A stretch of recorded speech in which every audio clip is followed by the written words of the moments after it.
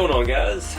Back again on the Redcat Jeffries collaboration 64 Impala.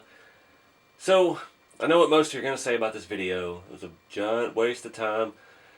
Spray paint chrome sucks. It does. There ain't no way around it. But what we're doing here is showing the possibilities. Everybody go and comment on Redcat's page and tell them to make some chrome control arms as well as a rear axle housing. Doesn't take much. They already have the parts. They've already obviously proven they can chrome plate stuff because this body. That would be a very simple thing to swap on to your 64 Impala. Have a rear axle housing, have front control arms, maybe even the knuckles and stuff all chrome to the level of the chrome that's on the body, and it would look fantastic. So I just used Krylon chrome paint. I've had it forever. Or I'm sorry, Rust-Oleum. I'm not even repping the right brand here. Chrome paint from Walmart. Came out pretty good. I mean, it looks the part underneath the car. It's not as glossy as the rest of the chrome on the rig, which sucks because, if you're watching this, you know Lowriders, and you know the depths of precision that's used on the chrome and the engraving nowadays. And I don't have a steady enough hand to try and engrave it, but it could be done. So I'm leaving it up to some of y'all out there to chrome plate your chassis, do some hand engraving, make some cool ass stuff. But yeah, it adds a little bit of detail, adds a little bit of splash of color, a little bit of bling underneath the vehicle, and I'm happy with it. Came out pretty good. Usually every time I spray that chrome, I do it super thick, and you get a really nice finish. But I didn't have 5 days for it to dry, so I just did kind of one thick coat on the control arms. I did no prep whatsoever. I didn't sand them. I didn't even really clean them. And it came out actually pretty good considering, compared to how it usually does. So that is what it is. You can do what you can do.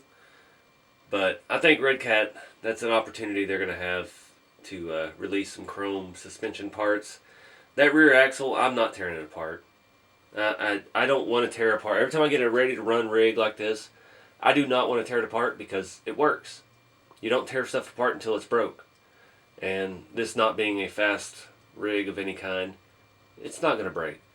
But I can see some chrome suspension arms and a rear axle housing, at least, in the near future from Redcat. It just makes sense. They know what they're doing. They've been working with Jeffries, and he's been doing the Lowrider stuff for long enough. This radio will not shut up. Wake up. It would be cool to have some chrome.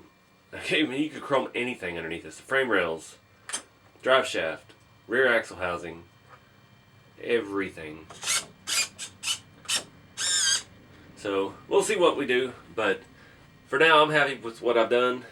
It's not completely dry. This chrome paint takes forever to dry. Just be careful. I had a piece of steel rod that was the exact diameter of the holes in the upper and lower control arms. You don't want to get a whole lot of chrome built up and all that. I will say the design of the front suspension is very old school. The outer ends of both upper and lower control arms have a rod, and it has a screw that sets in over it and locks it in place. It's kind of an old-fashioned design, and I dig it. It works. It's great. And I took that into consideration when I was spraying the chrome, so I didn't get chrome in any of those holes. And yeah, it all goes back together very smooth.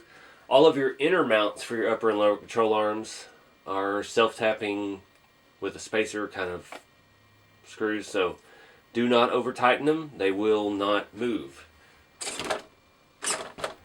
So just take that into consideration. I mean, you can see it. It looks the part. It fits. It's underneath the car. It's not the main focal point. The body is always going to be the main focal point.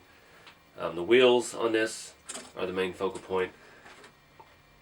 But yeah, I'm happy with how it came out. It was just a day's worth of taking stuff apart and painting. But again, the design that Redcat and Jeffries come up with for this, the front suspension is golden.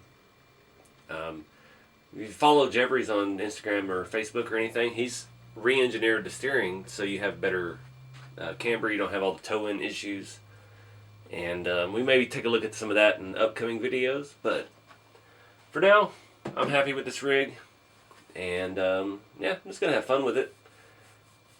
So I appreciate you guys watching. I appreciate everybody who watched the first video. It's been huge for the channel. And I'm just kind of small beans over here, just having fun in my spare time. I got a day job and all that BS. So, you know, love it or hate it, you watched it, and I appreciate it. So keep it scale, and I will see y'all in the next video.